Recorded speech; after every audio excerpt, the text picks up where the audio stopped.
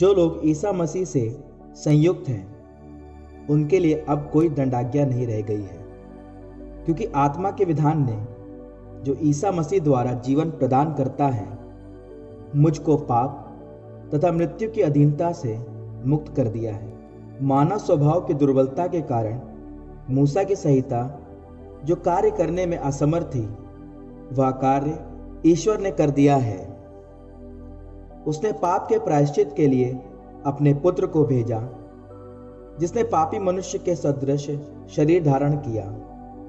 इस प्रकार ईश्वर ने मानव शरीर में पाप को दंडित किया है, जिससे हम में जो कि शरीर के अनुसार नहीं बल्कि आत्मा के अनुसार आचरण करते हैं, संहिता की धार्मिकता पूर्णता तक पहुंच जाए। क्योंकि जो शरीर की वासनाओं से संचालित हैं वे शरीर की बातों की चिंता करते हैं और इसका परिणाम मृत्यु है। जो आत्मा से संचालित हैं वे आत्मा की बातों की चिंता करते हैं और इसका परिणाम जीवन और शांति है। क्योंकि शरीर की वासना ईश्वर के प्रतिकूल है, वह ईश्वर के नियम के अधीन नहीं होती और हो भी नहीं सकती। जो लोग शरीर की वासनाओं से संचालित हैं उन पर ईश्वर प्रसन्न नहीं होता। यदि ईश्वर का आत्मा सचमुच आप लोगों में निवास करता है तो आप शरीर की वासनाओं से नहीं बल्कि आत्मा से संचालित हैं। जिस मनुष्य में मसीह का आत्मा निवास नहीं करता वह मसीह का नहीं। यदि मसीह आप में निवास करते हैं तो पाप के फलस्वरूप शरीर भले ही मर जाए, किंतु पाप मुक्ति के फलस्वरूप आत्मा को जीवन प्राप्त है। जिसने ईसा को मृतकों में से जिलाया, यदि उसका आत्मा आप लोगों में निवास करता है, तो जिसने ईसा मसीह को मृतकों में से जिलाया वह अपने आत्मा द्वारा जो आप में निवास करता है आपके नश्वर शरीरों को भी जीवन प्रदान करेगा। इसलिए भाइयों, शरीर की वासनाओं का हम पर कोई अधिकार नहीं। हम उनके अधीन रहकर जीवन नहीं बिताएं। यदि आप शरीर की वासनाओं के अधीन रहकर जीवन बिताएंगे तो अवश्य मर जाएंगे। लेकिन यदि आप आत्मा की प्रेरणा से शरीर की वासनाओं का दमन करेंगे तो आपको जीवन प्राप्त होगा। जो लोग ईश्वर के आत्मा से संचालित हैं वे सब ईश्वर के पुत्र हैं।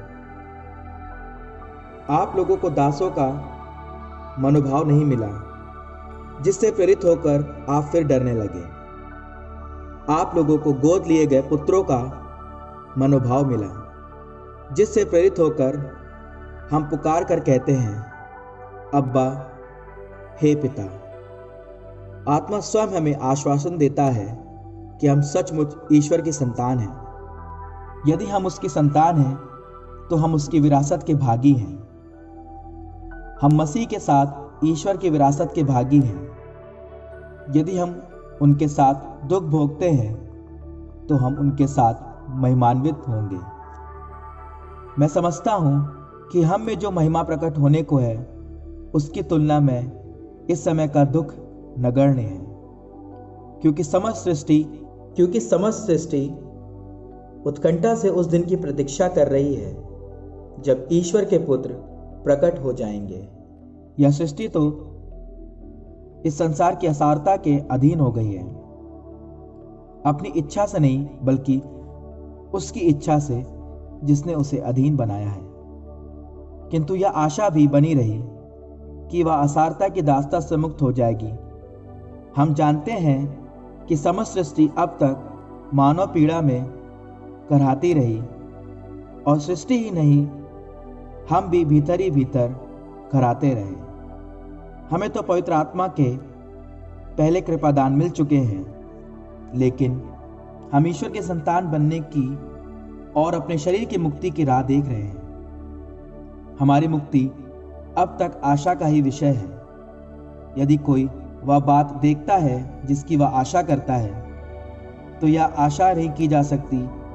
हम उसकी आशा करते हैं जिसे हम अब तक नहीं देख सके हैं, इसलिए हम धैर्य के साथ उसकी प्रतीक्षा करनी पड़ती है। आत्मा भी हमारी दुर्बलता में हमारी सहायता करता है। हम यह नहीं जानते कि हमें कैसे प्रार्थना करनी चाहिए, किंतु हमारी अस्पष्ट आहों द्वारा आत्मा स्वयं हमारे लिए विनती करता है। ईश्वर हमारे हृदय का रहस्य जानता है। वह समझता है कि आत्मा क्या कहता है, क्योंकि आत्मा ईश्वर की इच्छा अनुसार संतों के लिए विनती करता है। हम जानते हैं कि जो लोग ईश्वर को प्यार करते हैं और उसके विधान के अनुसार बुलाए गए हैं, ईश्वर उनके कल्याण के लिए सभी बातों में उनकी सहायता करता है, क्योंकि ईश्वर ने निश्चित किया कि जिन्हें उसने पहले से अपना समझा वे उसके पुत्र के प्रतिरूप बनाए जाएंगे, जिससे उसका पुत्र इस प्रकार बहुत से भाइयों का पहलौठा हो। उसने जिन्हें पहले से निश्चित किया उन्हें बुलाया भी है, जिन्हें बुलाया उन्हें पाप से मुक्त भी किया, और जिन्हें पाप से मुक्त किया उन्हें महिमान्वित भी किया है। और कहना ही क्या है, यदि ईश्वर हमारे साथ है तो कौन हमारे विरुद्ध होगा। उसने अपने निजी पुत्र को भी नहीं बचाया, उसने हम सब के लिए उसे समर्पित कर दिया, तो इतना देने के बाद क्या वह हमें सब कुछ नहीं देगा। जिन्हें ईश्वर ने चुना है उन पर कौन अभियोग लगा सकेगा। जिन्हें ईश्वर ने दोष मुक्त कर दिया है उन्हें कौन दोषी ठहराएगा। क्या ईसा मसीह ऐसा करेंगे? वह तो मर गए, बल्कि जी उठे और ईश्वर के दाहिने विराजमान होकर हमारे लिए प्रार्थना करते रहते हैं।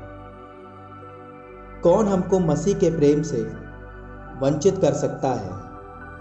क्या विपत्ति या संकट, क्या अत्याचार, भूख, नग्नता, जोखिम या तलवार?